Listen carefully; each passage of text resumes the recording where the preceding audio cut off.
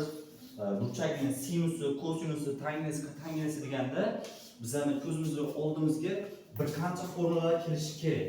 Bu formulalar qanaqa? Qarang. Masalan, birinchi formulani yozib oling. Sinus kvadrat alfa plyusdan kosinus kvadrat alfa barobar nimaga? 1 ga deymiz. Ana shu formulamiz bizda birinchi formula bo'ladi. Eng katta formulalardan bittasi shu. Demak, ko'p qo'llaymiz-da.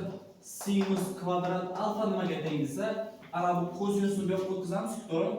Kosinus bu yoqqa o'tsa, ana bu oldin ishorasi plyusga bu yoqqa o'tsa, minusda kosinus kvadrat alfa bo'ladi. Bu sinus kvadrat alfa bunga teng ekan. Bu keltirib chiqarish.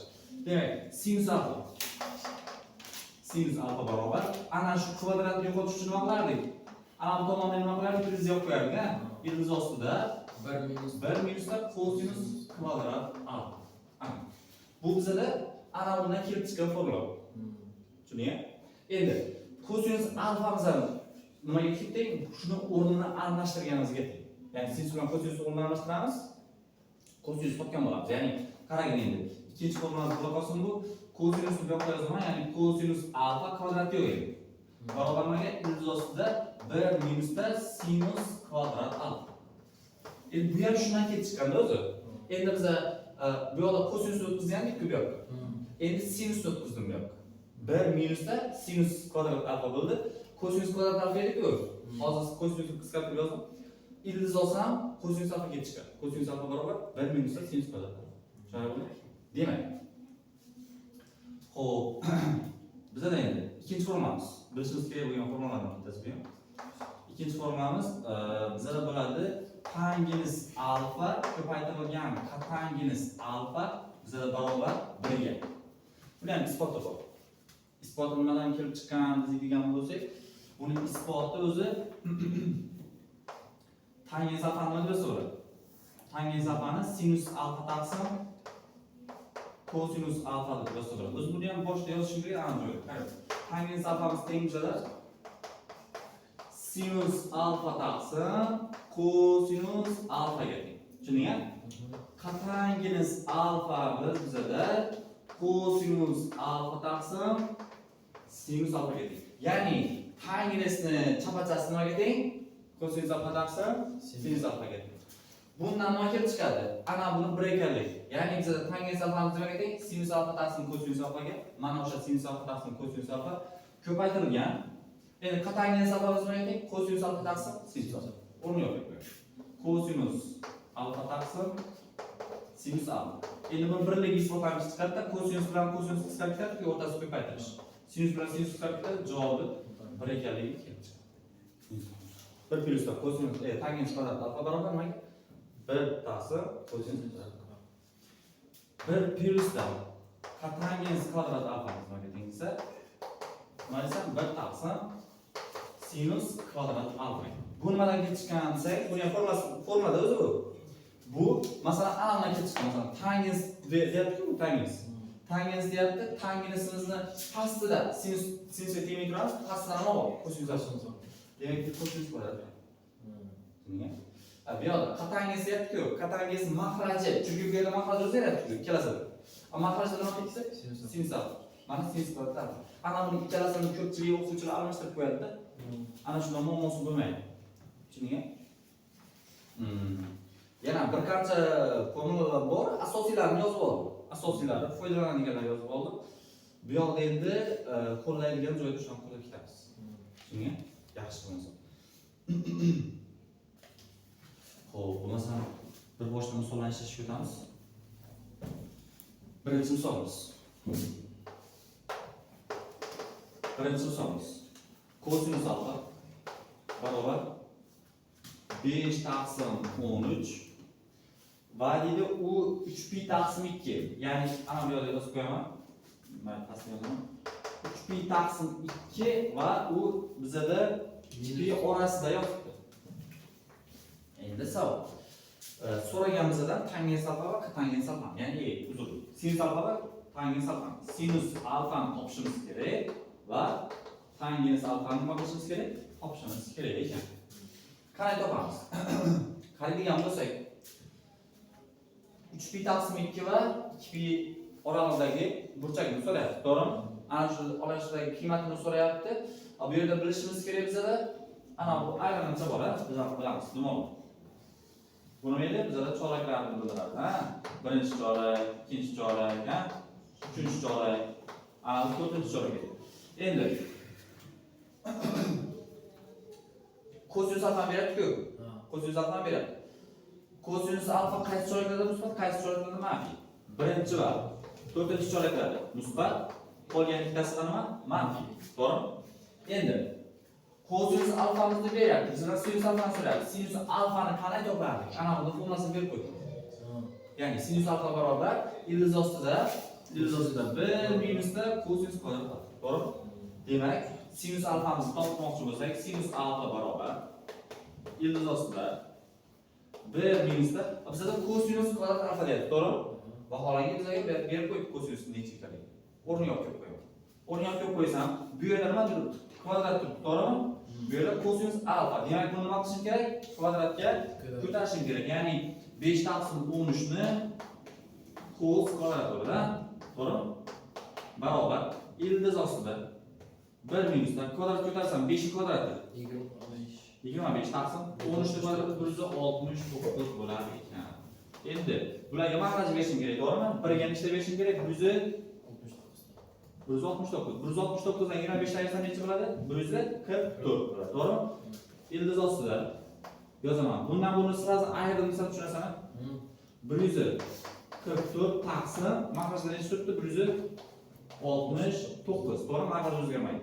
Demak, bundan endi ildiz chiqadiki, to'g'rimi? 12 chiqadi 144 dan. Mahrajdan 169 dan 13 chiqadi. Ha, malades. Sinus alfamiz nega teng ekan? 12 taqsim 13 ga teng. Ana buni ham topib oldik. Endi biz nima topilmayapti? Tangens alfa. Bu yerda yozaman, to'g'ri. Tangens alfa barobar nima keldi? Ana buni yozib qo'yibman. Sinus alfa taqsim kosinus alfaga, to'g'rimi? Bizda sinus alfamiz ham ma'lum. Bizda kosinus alfamiz ham ma'lum. Endi nima qilaman? O'rniga qo'yaman, shunchaki. Ana shu formulani bilishimiz kerak-da bizda. Demak, o'rniga olib kelib qo'yadigan bo'lsam, birinchi sinus alfani so'rayapti-ku, sinus alfam bunda. 12 taqsim 13 tepada yozaman. 12 taqsim 13. Mahrajda kosinus alfa 5 taqsim 13. Barobar. Qara, endi bu joyda qisqartirgan yo'llari bor, to'g'ri? 13 bilan 13 ketadi. Nima qoladi? 12 taqsim 5 qoladi. Yoki 12 ni ham 5 ga bo'lib qo'ysak 2,4 ga javob chiqadi. Tushundingmi? Sog'lom misol bo'yicha. Yaxshi bo'lsin. Ikkinchi formula, ikkinchi misolimiz. Sinus alfani topishimiz kerak ekan. Sinus alfani topishimiz kerak. Kosinus alfamizni berib qo'yibdi bizda. Kosinus alfa barobar 3 taqsim 5 ga va uning qiymatlari 3pi taqsim 2 alfa bizda 2pi orasida. Ana shu 270 va 360 gradus orasida yotibdi alfa burchagimiz. Sinus alfani toping deyapti. Kosinus alfamizga berib qo'yibdi. Kosinus alfani berib qo'yib, sinus alfani so'rasa nima deymiz degani? Kosinusni bersa sinusni yozamiz, sinusni bersa kosinusni yozamiz. Demak, biz kosinusni berib qo'yib nima yozamiz? Sinusni yozamiz, to'g'rimi? Sinus alfamiz nimaga teng edi? Ildiz ostida 1 minus kosinus kvadrat alfa edi. Ya'ni ana formula. Tushundingmi?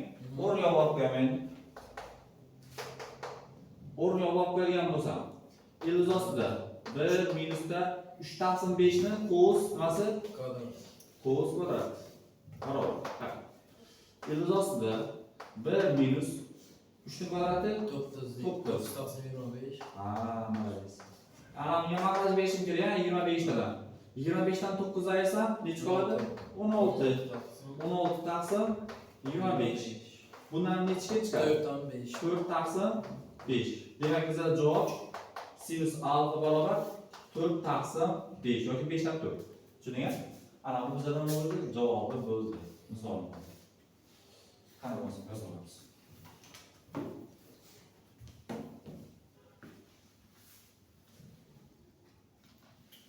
Demak, keyingi misolimiz. 5-misolimiz. 5-misolimizda bizda alfa burchagini to'g'ri burchak 3 burchak. Qara, bu ikkita usul bilan ishlab beraman shu. Boya aytgandek, sinus alfa bizda barobar ekan 2 yıldız osti 10 taqsim 11. Hop, kosinus alfa va tangens alfa qoldi. Bizdan so'ragan kosinus alfa va tangens alfani so'raymiz. Qarabon qanaqa ishlaymiz?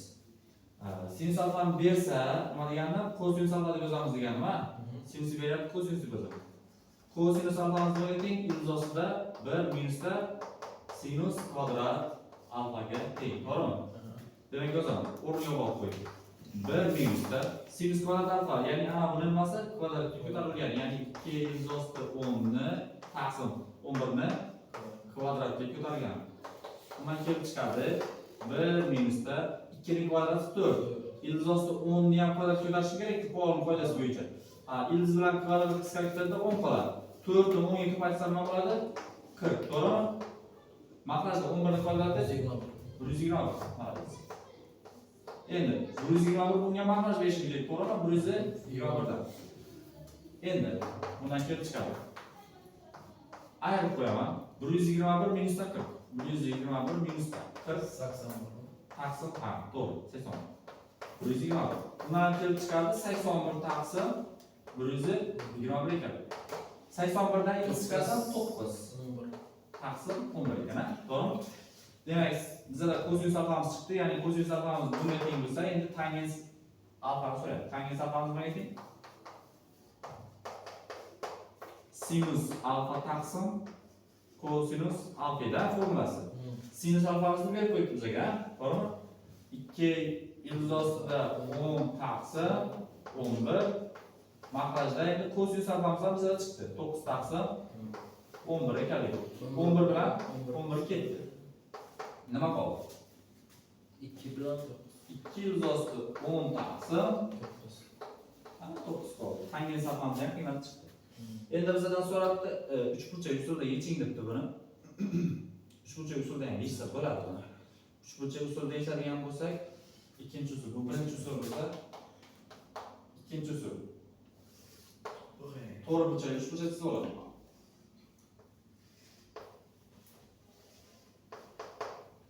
Bu yoq tomonimiz A bo'ladi, bu yoq tomonimiz B bo'ladi, bu yoq tomonimiz C. Ana burchagimiz alfa bo'ladi. Hozir bizlarga ana shu alfa burchagini qiymatini berib qo'yibdi. Tushunarli? Ya'ni sinus alfamiz bizda teng ekan, nimaga? 2 yuz osti 10 taqsim nimaga teng? 11 ga teng. To'g'rimi? Bu bilan nima deyapti? Ana bu sinus alfa deganimiz teng. Ga teng bo'lsa, sinus alfaning qoidasi o'zi alfa burchagini qoidasi bor edi. Sinus alfaning nimaga teng edi? A taqsim C ga. A taqsim B tangens alfa beradi. A ni C ga bo'lishimiz kerak. Ya'ni bu qoidasi qanaqa? Alfa burchagini, ya'ni qarshisidagi katetni, bu qarshisi-ku, to'g'rimi? O'shani gipotenuzaga nisbati. To'g'rimi? Gipotenuzaga nisbati qarshisidagi katetni gipotenuzaga nisbati. Tushundingmi? Kosinus alfani nima desa, takrorlab o'tib ketamiz. Kosinus alfamiz yopishgan burchak, ya'ni bunga yopishtirib, to'g'rimi? Ya'ni ana bunga yopishtirib, to'g'rimi? Yopishgan burchakni gipotenuzaga nisbati. Shu burchak kosinusini beradi, ya'ni B ni C ga nisbati. Bu alfani qarshisidagi burchagimiz A. A ni C ga nisbati sinus alfani beradi. To'g'rimi? Sinus alfamiz A ni o'rnidan nima turibdi? 2 yuz osti 10. Ya'ni 2 yuz osti 10 ku. Bundan kelib chiqadi. Mayli, bundan kelib o'tiraman. A barobar 2 yuz osti 10 ekan. C bizga nima ekan? 11 ekan. Ya'ni buni tagidagi bunga, buni tepasidagi bunga. Tushundingmi? Endi 3 burchakni boshqadan chizib olaman. To'g'ri burchak 3 burchak. Qarang. C biz nechiga teng? 11 ga teng. A imiz nechiga teng? A imiz bu tomonida, ya'ni 2 yuz osti 10 ga teng. To'g'rimi? Bizdan so'rayapti kosinus alfa, ya'ni buni bunga nisbatan. Ya'ni menga ana bu tomonimiz, ya'ni B kerak bizga, to'g'rimi? Buni qanday topardik? Pifagor formulasi, ya'ni Pifagor formulasi. Kvadrat plus B kvadrat plus Pifagor formulasi A kvadrat plus B kvadrat barobar C kvadrat. To'g'rimi? Bizda A kvadrat bor. D kvadrat. B yo'q, C bor. To'g'rimi? Ya'ni ana A imiz, bizda C imiz. Kvadratlarga ko'tarib qo'yishim kerak. Ya'ni 2 yuz osti 10 ni cos kvadrati plyusdan b kvadrat b ma'lum emas-ku, biz topishimiz kerak o'zi uchun. C biz nechiga teng? 11 dan kvadrat, ya'ni 121, to'g'rimi? 11 dan kvadrat bo'lishi kerak-ku. C bo'lyapti, C ni kvadrat bo'lyapti. Demak, buni kvadratga yuqtirsam necha bo'ladi? 4 ko'paytirilgan 10 plyusda b kvadrat barobar 121. A 40 bo'ladi, to'g'rimi? 40 ni nariroqqa o'tkazsam b kvadrat barobar 121 minusda 40 bo'ladi, to'g'rimi? Ayirib qo'ysang b kvadrat barobar 81 ekanligi kelib chiqadi. Bundan ildiz olsang b barobar necha bo'ladi? 9. Chunki kvadrat bo'lgandan keyin bundan ildiz olasan, to'g'rimi? B barobar 181, bundan ham b barobar 9 kelib chiqdi. Tushuning? Ana tomon necha ekan? 9 ekan. Bizlar yana so'raganda kosinus alfa, to'g'rimi? Kosinus alfa nima dedim? Boya qaraymiz. Yopishgan katetni gipotenuzaga nisbatan. Ya'ni ana bu burchak yopishtiribdi-ku, o'shani gipotenuzaga nisbatan. Gipotenuza bu edi. Yopishgan burchagimiz qaysi? B, to'g'rimi? O'shani gipotenuzaga, ya'ni 9 ni nimaga nisbati? C ga. Ya'ni B taqsim C kosinus alfaga teng, to'g'rimi? B imiz 9 ga teng. 9 taqsim C nechiga teng? 11. Mana kosinus alfa kelib chiqdi. Endi bizdan tangens alfani so'ragan. Tangens alfamiz nimaga teng desa, A ni B ga, ya'ni qarshisidagi katetni yopishgan katetga nisbatan. Shu burchak tangensi bor. Qarshidagi katetimiz 210 taqsim yopishgan katetimiz 9. Mana o'sha javob chiqdi. Ana bu uchburchak usul. Qaysi usul oson ekan? Uchburchak. Uchburchak oson ekan? Pifagor usul. Buni. Bu uchun ana formulalarni bilishing kerak. Buni bilishing kerak. Uchburchak usuli ana bunaqa. Bu oson chiqadi. Fikrlab bilsang bo'ldi. Masalan, ana bunaqa savol beradi-da. Ana bunaqa savol beradi. Kosinus alfa deydi. Kosinus alfa deydi. 3 taqsim 4 taqsim 5 ga teng. 4 taqsim 5 ga teng deydi. Sinus alfani toping deydi. Va deydi tangens alfani toping deydi. O'ylab o'tirmaysan. Shunday to'g'ri burchakli uchburchak chizasan. Ana bu tomoning to'g'ri burchakli-ku, to'g'rimi? Ana bu tomoning A edi, bu tomoning B edi, bu tomoning C deysan. Ya'ni kosinus alfa nimaga? B ni C ga bo'lganing. To'g'rimi? Bundan kelib chiqadi. Ana bu B ki, to'g'rimi? Ana bu C. Ana bu tomonim 5 deysan, ana bu tomonim 4 deysan. Pifagor qilsang, ana bu tomonim 3 ekanligi kelib chiqadi. 3 4 5 bu ketma-ketlik Pifagor formulasi. 3 4 5. Tushundingmi? Endi qara. Bizlar sinus alfani so'ragan. Sinus alfa nima edi? A ni C ga bo'lganing. Ya'ni A nechiga teng? 3 ga teng. To'g'rimi? Sinus alfa barobar deysan 3 taqsim nima desa 5 deysan. Tangens alfa nimaga teng desa, tangens alfa barobar 3 ni 4 ga bo'lganing. Ana A ni B ga nisbatan tangens alfa. Boya aytganim to'g'ri? Yozib qo'yib, tangens alfani qo'yib narsa. A ni B ga bo'lganing. Ana. Tushuning? Uchburchak usuli oson chiqadi. Hozir ana bunga tirishsang formulalarni keltirib chiqadi, albatta. Uchburchak shunday oson chiqadi. Bilsang lekin mukammal bilishing kerak bu uchun. Tushundingmi? Ko'p misol ishlashing. Bunisi yozib ol. Ikki xil usul bilan ishlayveradi. Bitta misol.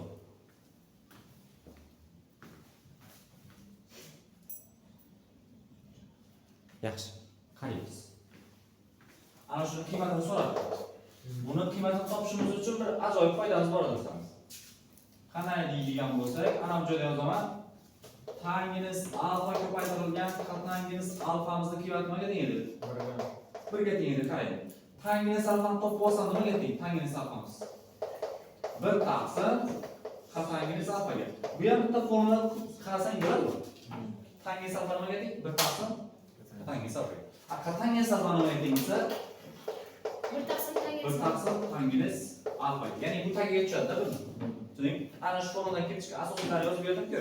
Ana shundan kelib chiqadi. Formula keltirib chiqarib bo'laversin. Bir qisqa misol bilan tushuntirib beraman. Tangens alfani sal misoli A taqsim B deb qarasang, tangens alfa ana shuni chapa-chapa bergan. Tushunding? Oyog'ini sonlatib tashlaysan. Ya'ni B taqsim nima bo'ladi? A bo'ladi. Tangensni chapachasi tangens alfani beradi. Tushundingmi? Buni aylantirib tashlasan, tangens beradi. Buni aylantirib tashlasak, tangens beradi. Tushundingmi? Bizda nima beribdi? Tangens alfa 2 ligini beribdi, to'g'rimi? Tangens alfa 2 bo'lsa, ana bu joyda yozaman. Tangens necha bo'ladi? A aylantirasiz. 2 taqsim Ikki taqsim emas, bir 2dan bir 0,5 degan. To'g'ri? Ana shu o'rniga olib qo'ysang shu. Ketdi. Qat'angi hisoblang nima ekan? 1 taqsim 2 plyusda qat'angi hisoblang nima ekan? 2 ga teng. Qat'angi hisoblang nima ekan? 1 taqsim 2 plyusda 2. o'zi birni ikkitasi bo'lib qoldi. Ha, minus ekan ana joy. adashtirib. Ana joyimiz minus ekan. To'g'rimi? Ana joyimiz minus bo'lsa, taqsim 2. Ha. Qarang. Ana bir yarimta, to'g'rimi? Yarimtaga 2 ni qo'ysak, 2,5 bo'ladi, xolos. Ana bu ikkita, to'g'rimi? To'g'ri? Ikkitadan ayirsak yarimtani. 1,5 bo'ladi. To'g'ri? Minusda 1,5. Chunki kattasini ishorasizmi? Minus.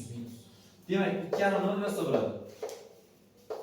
5 taqsim 2, 1,5 nima bo'lsa bo'ladi? Minusda 3 taqsim 2.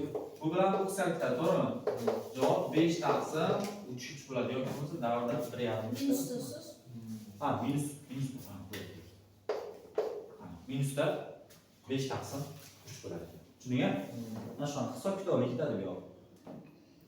Qangi safani qiymatlarini berib qo'yibdi. Qarab, ajoyib usullashaverang yana. Misol.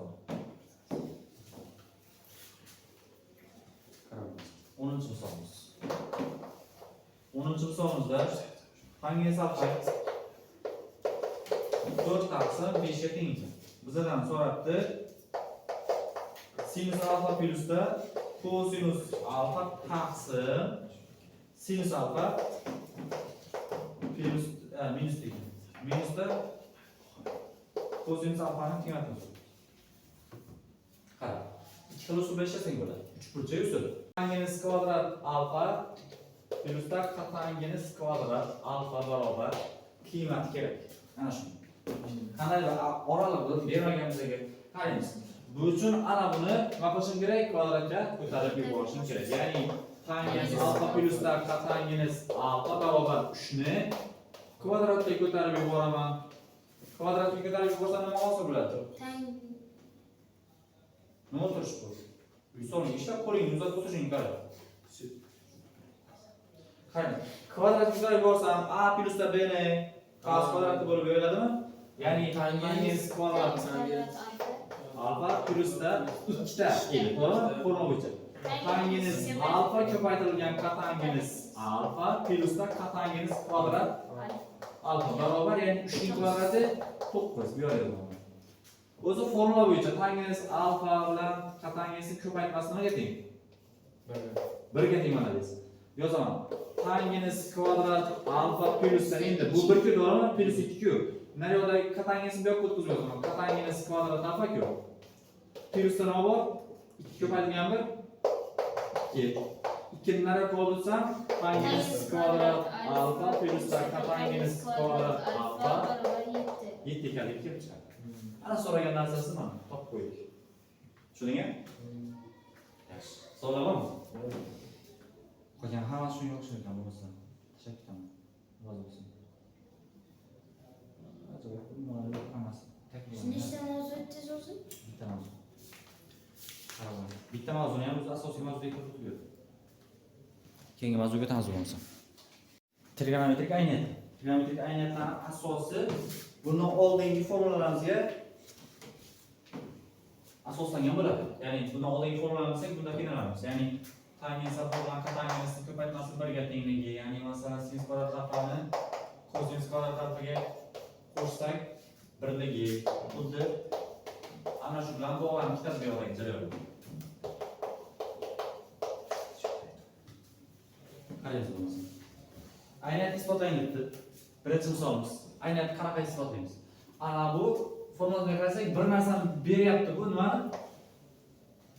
A kvadrat plyusda a kvadrat minusda b kvadrat, to'g'rimi? Ya'ni a minusda b, a plyusda b. Mana shu bitta ko'rishda ajratilish kerak-da. Shunga tushun. Ajratib bilmasang qanaqa bo'ladi desa, ajratib bilmasang nima qilasan? Buni bunga ko'paytirasan, keyin buni ana bunga ko'paytirasan. Tushundingmi? Buni keyin bunga ko'paytirasan, buni keyin ana bunga ko'paytirasan. Ana shunaqa qilib boshqa chiqasan, tamom. Tushundingmi? Agar kelmasa, Kelsa bittada yozib. Kelmasa, hozirgi aytgandek buni bunga, keyin buni bunga ko'paytir. Buni bunga, keyin buni ana bunga ko'paytirasiz. Kelmasa. Navoda kelsa hozir menga keldi-ku, o'shanga o'xshab. Ya'ni a kvadrat b bor, b kvadrat nima deydi? A minusda b ko'paytirilgan a plyusda b ga tengdir, to'g'rimi? Bundan ana bu narsaga tushganligi sababli 1 ning kvadrati bilan 1 ga teng, shuning uchun maydonda o'tirmayman, kosinus kvadrat alfa bo'ladi. Tushundingmi? Ana bu ham nimaga teng? Sinus kvadrat alfa ga teng. O'zi bu formulada u. Esingda bo'lsa, sinus kvadrat alfa nimaga teng edi? B minusda kosinus kvadrat alfa. Ildiz chiqarib yuborsang nima teng bo'lib qoladi? Aytganimdek, ildiz ostida 1 minusda kosinus kvadrat alfa.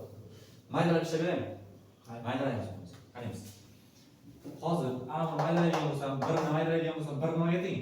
Sinus kvadrat alfa plyusda kosinus kvadrat alfa, to'g'rimi?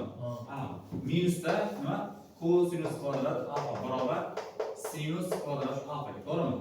Kosinus kvadrat bilan kosinus kvadrat qisqaradimi? Nima sababdan? Bittasi plyus, bittasi minus.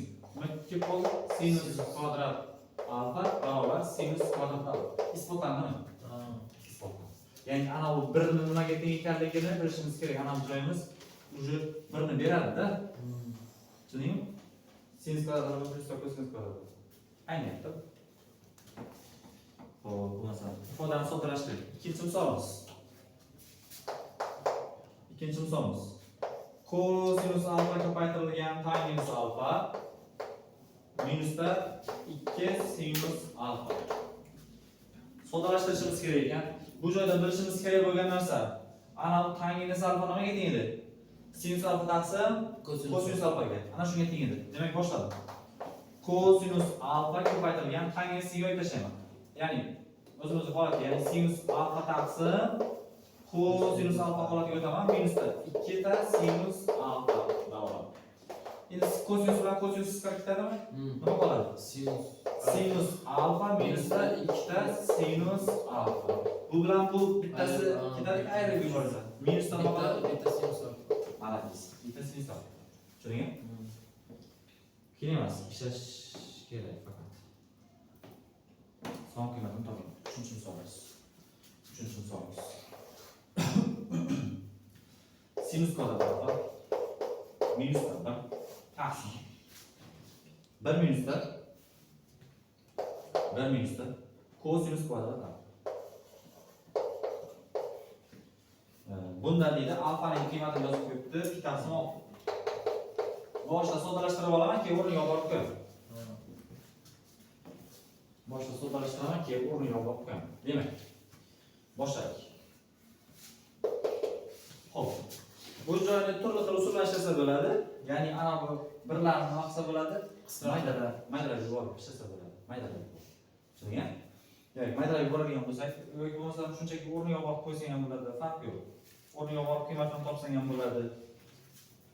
Hozir biz birinchi navbatda buni soddalashtirib ishlashimiz kerak. Soddalashtirib ishlaydigan bo'lsak, sinus kvadrat alfa minusda nima bo'ladi? Sinus kvadrat alfa plyusda kosinus kvadrat alfa. Ana bir o'zi, to'g'ri? Taqsim mahrajda sinus kvadrat alfa minusda plyusda kosinus kvadrat alfa minusda kosinus kvadrat alfa. Bu bilan bu qisqarib ketadimi? Hozir qavs ochadigan bo'lsam, nima bilan nima ketadi? Ana bu joydagi minus ishora ichkariga ta'sir etadi-ku, to'g'rimi? Ya'ni minusda sinus kvadrat alfa minusda plyusda minus ana ichkariga ta'sir etadi-ku, to'g'rimi? Minusda sinus kvadrat alfa minus bilan plyus ko'paysa minus bo'ladi, ha? Minusda kosinus kvadrat alfa taqsim mahrajda nima qoldi? Buni ikkalasi qisqarib ketdi. Sinus kvadrat alfa. Qarang. Ana bu sinus bilan ana bu sinus kvadrat ketdi, to'g'rimi? Nima qoldi? Minusda bir bo'ladimi? Yo'q, bir bo'lmaydi. Tangens alfa beradi. Yozaman. Kosinus kvadrat alfa taqsim sinus kvadrat alfa, shunami? Ha, kosinus kvadrat alfa taqsim sinus kvadrat alfa. Oldini minusi bor. Minusda kosinus kvadrat alfa taqsim sinus kvadrat alfa. Buni soddalashtirib yozsang bo'ladi, ya'ni. qatangiga keladi. Agar yo'q bunaqa qilmayman ustoz, men o'zim hisoblayman desang ham bo'ladi. Ya'ni kosinusni o'rniga olib kelib qo'yasan pi taqsim 6 ni. Necha bo'ladi kosinus pi taqsim 6 da? 30 gradus qiladi. To'g'ri, 30 gradusda 163 taqsim 2 ga teng. O'shani cos qiladi bular. Mahrajda sinus so'z nima teng? Sinus pi taqsim 6 1 taqsim 2 ga teng, to'g'ri? 2 laskar kelsa 163 qoladi. Ana shunaqa qilsang bo'ladi. Lekin men qatangiga kelgan ma'qul. Bittagina o'zim topib qo'yaman. O'rniga olib qo'yib turmayman-da, tushundingmi? Qatangiz minusda qatangiz bo'ladimi? Chunki minus borda. Qatangiz kvadrat bo'ladi, to'g'rimi? Pi taqsim 6 ni olib borib qo'yaman. Qatangiz pi taqsim 6 nechaga teng? Ilzosti 3 ga teng, to'g'rimi? Ilzosti 3 bo'lsa o'rniga olib qo'yaman. Ilzosti 3 ni kvadrat. Minusda. Ilzosti 3 ni kvadrat. Necha bo'ladi? Minus 3 mi? Minus nechaga kirgizib yuborsa bo'ladi. Mayli. 3 chiqadi javob. O'zi bu ayniyat emasmi? Ayniyat yo'q, ana ayniyatdan hisoblash ana. Bu soddalashtirib, qiymatini topish, son qiymatini topish. Xo'p, alfa burchagini alfaning barcha joiz qiymatlarini quyidagi ifodalar ayni bir xil ko'paytmani qabul qilishiga, ya'ni alfaning bor emasligini aniqlaymiz. Mayli, alfaga bor emasligini aniqlashimiz kerak ekan. Xo'p, 5-formula, 5-misolimiz. 5-misolimizga keldik.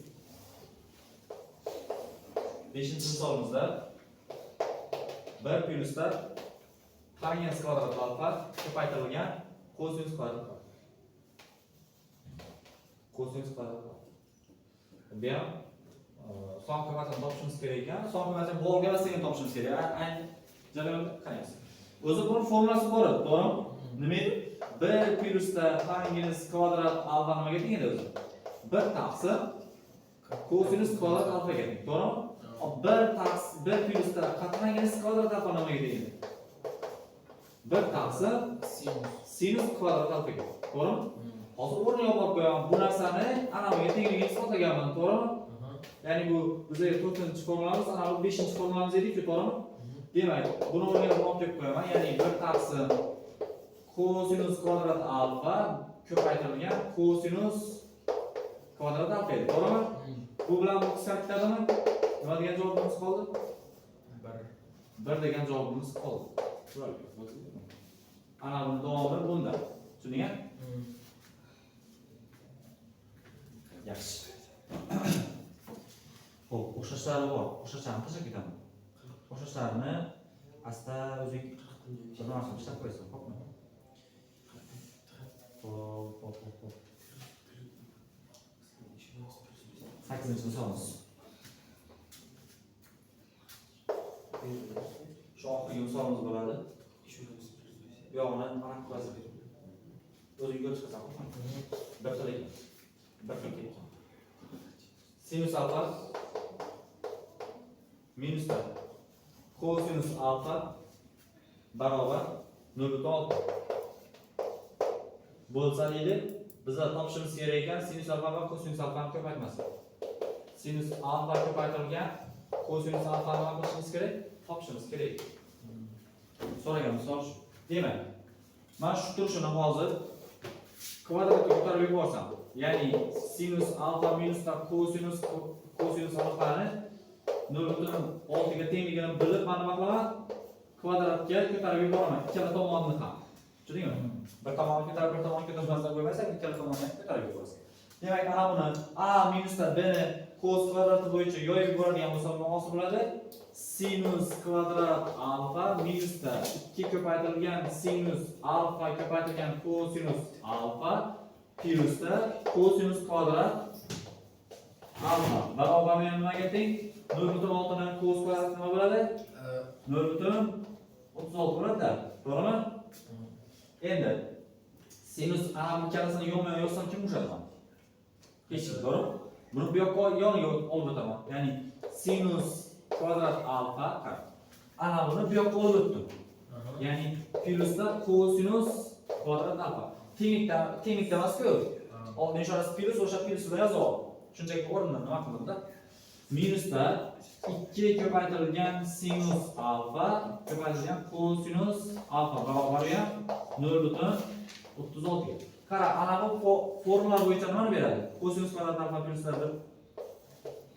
sinus kvadrat alfa plus kosinus kvadrat alfa nimani beradi? 1 ni beradi, to'g'rimi? 1 minusda 2 ko'paytirilgan sinus ko'paytirilgan kosinus alfa, to'g'rimi? 1 ni nariyoqqa olib o'tsam, ya'ni minusda Plus bo'ladimi? 2 yo'q, minus bo'lib o'tadi yo'q. O'zi oldin ishorasi plus-ku. Ikkita sinus alfa ko'paytirilgan kosinus alfa barobar 1 minusda minusda 0.64 bo'ladi, to'g'rimi? Ya'ni minusda 2 ko'paytirilgan sinus alfa ko'paytirilgan kosinus alfa barobar minusda 0.64, to'g'rimi? Minus 2 ga bo'lib tashlaymiz. 2 ga bo'lib yuborsang, minus 2 ga minus bilan minus plus ko'tarib, to'g'rimi? Bo'lib qo'yasan. 0.32. Sinus alfa ko'paytirilgan kosinus alfa barobar 0.32. Ana qiymat chiqdi mana, lekin maydaroq bo'ldi-da. Ko'ryapti? Kichkinaroq bo'lib chiqdi-da. Yozib olamiz. Keyin ana bu mavzu. Ertayamiz. Alfa va minus alfa munosabat. Bu munosabat nima bildiradi? Berilayotgan sinusimizni, kosinusni plus funksiyamizni juftliqi. Ya'ni bizda 4 ta funksiyamiz, ya'ni kosinus alfa, sinus alfa, tangens alfa, kotangens alfalarimiz bor. Va bular juftligiga ajratiladi, to'g'rimi? Bizda bitta funksiyamiz juft degani, ya'ni kosinus alfamiz juft. Qo'ygan hammasi nima edi? To'q edi. To'q degani nima bo'ladi? To'q degani agar minusda alfa kelsa, masalan, tangens minusda alfa bo'lsa, u minus nima qiladi? Oldiga chiqarib yuboradi. Ya'ni minusda tangens nima bo'ladi? Alfa. Ana bu joyda ham masalan, kotangens qo'yib, bu tangens ekan. Tangenslar ham xuddi shunaqa. Minusda alfa kelsa, oldiga chiqarib yuboradi. Minusda tangens alfa. Sinus ham shunaqa, sinusda ichkarida minusda alfa kelsa, bu ham oldiga chiqarib yuboradi va minusda sinusda alfa bo'ladi. Kosinus bo'lsa aksincha bo'ladi. U kosinus nima qiladi? Minusni yutib yuboradi. Ya'ni minusni oldiga chiqarmaydi, kosinus alfa qiladi. Tushundingizmi? Ya'ni faqat bittasi minusni nima qilgan? Yutib yuboradi. Yeb yuboradi. Yaxshi. Bo'lsa, birinchi misolimiz. Birinchi misolimizda kosinus minusda pi taqsim 6 ko'paytirilgan sinus pi taqsim 3, minus bor ekan oldin. Tangens minusda pi taqsim 4. Boya aytdim, minus nima qiladi? Kosinus yeb yuboradi. Ana bular bo'lsa nima qiladi? Chiqazadi oldiga, to'g'rimi? Kosinus 30 gradus. Ya'ni qarang, bu minusni yeb yubordi. Kosinus 30 gradus ko'paytirilgan nima? Sinus pi taqsim 3 deganimiz nima edi bu? Sinusimiz 60 gradus edi. To'g'rimi? Ya'ni minusda sinus 60 gradus. Ana bu minusdan o'rtasi ko'paytirish bo'lgani uchun nima qiladi? Kosinusni oldiga chiqadi. Lekin bu degani kosinus ana bu minus oldiga chiqadi degani emas. Tushundingizmi? Demak, ana bu minusimiz tangensda. Tangens pi taqsim 4 degani bu tangens 45 gradus, to'g'rimi? O'sha minus nima qildi? Oldiga chiqardi, bu aytgandim.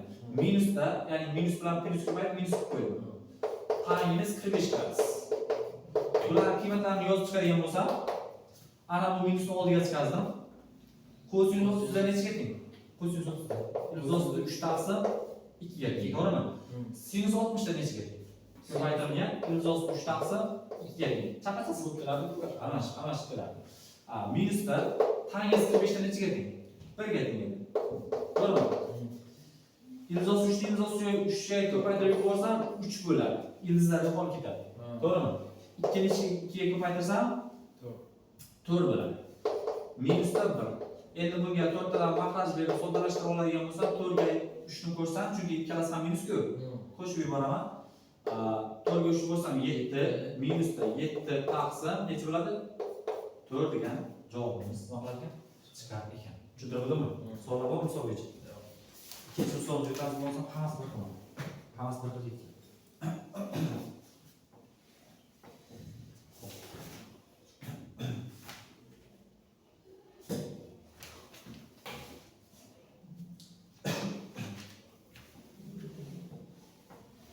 ikkinchi misolimizni bilamiz.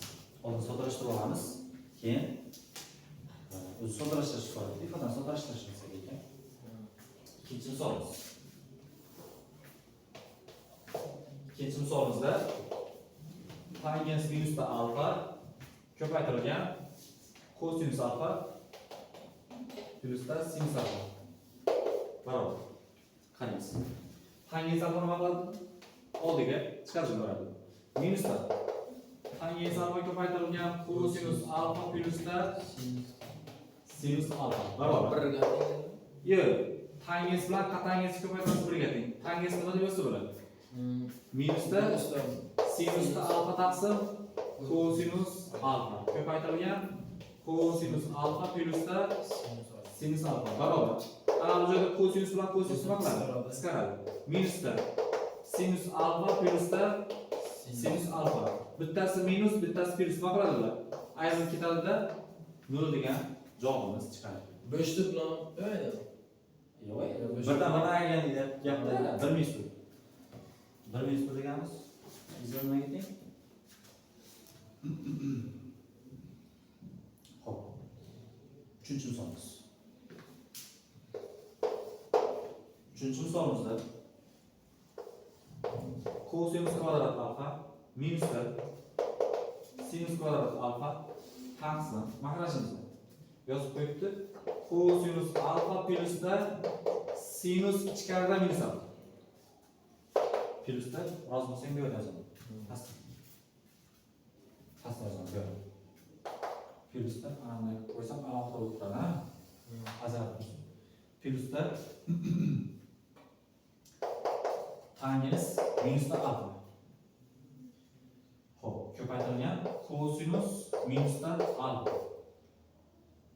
Barobar kosinus alfaga. Ayniyatni isbotlang debdi. Kosinus alfaga teng chiqishini isbotlashimiz kerak. Shu ayniyatimiz kosinusga tengligini men yozib qo'yaman. Shu ayniyatimiz, o'lchi ayniyatimiz ana bunday qilib qo'yamanda kosinus alfaga teng deb qo'yaman. Oxirida javobni tekshiramiz. Kosinus alfa chiqadi qat'an ishlab ko'rsak, kosinus alfa chiqmaydi. Ko'ramiz. Bo'lmasa qoida bo'yicha ketdi. Ana bu narsamiz a kvadrat minusda b kvadratga tushadi, to'g'rimi? Chunki kosinus alfa minusda kosinus kvadrat alfa minusda sinus kvadrat alfa, to'g'rimi? Demak, bu joyimizda kosinus alfa minusda sinus alfa, ya'ni a minus tabi, a plus tabi deganmiz, to'g'rimi? Ko'paytirilgan a kosinus alfa plyusda sinus alfa. Mahrajimizda nima bor? Mahrajimizda kosinus alfa lekin degan joy bor. Ana bu alfa nima? ana shu minus alfa topligi uchun nima qiladi? Sinus topligi uchun minusni oldiga chiqarib yuboradi, to'g'rimi? Minus oldiga chiqsa plyusga ta'sir qiladimi? Minus. Kosinus alfa minusda sinus alfa. Qarang endi, bir xilligi bormi? Bor, to'g'rimi? Bu bilan bu qisqarib ketadi. Nima qoldi? Kosinus alfa plyusda sinus alfa qoldi. Endi bu yog'imizda nima bor? Tangens alfa. Ana bu top bo'lgani uchun nima qiladi? Minusni har doimgidek oldiga chiqarib yuboradi. Demak, boshladi. Ana bu tomonimizda bor. Kosinus alfa plyusda sinus alfa. Bu yog'imizda minus qo'yaman. Nimaga minus? Chunki ana bu minus alfa nima qildim? Birdaniga oldiga chiqardim. Tangens alfa. Ko'paytirilgan kosinus minusni chiqaradimi oldiga? Yo'q, kosinus chiqarmaydi. Alfani o'zi bo'lib qoladi. Kosinus alfa. Barobar. Qarang endi. Ana bu joyimizda tangens alfa nima deb yoziladi? Sinus alfa taqsim kosinus alfa deb yoziladi. Yozaman. Kosinus alfa plyusda sinus alfa minusda sinus alfa taqsim kosinus alfa ko'paytirilgan nima? Kosinus alfa deb yozaman. Barobar. Ana bu joyga yozsam rozi bo'lsin. Ana bu kosinus bilan bu kosinus qisqaradimi? Nima qoldi? Kosinus alfa plyusda sinus alfa minusda sinus alfa, ya'ni sinus bilan sinus nima qiladi bu joyda? Qisqarib ketadi. Kosinus alfa bo'lmaydi? Yo'q, kosinus alfa emas bu. Kosinus alfa plyusda sinus alfa minusda sinus alfa, to'g'rimi? Ikkalasi uxlab ketdi, to'g'rimi? 0 bo'lib ketdi, qisqarib ketdi. Demak, javob kosinus alfa chiqargan. Endi savol, ayniyat isbotlandimi? To'liq. Yo'q, uni to'liq isbotlandi.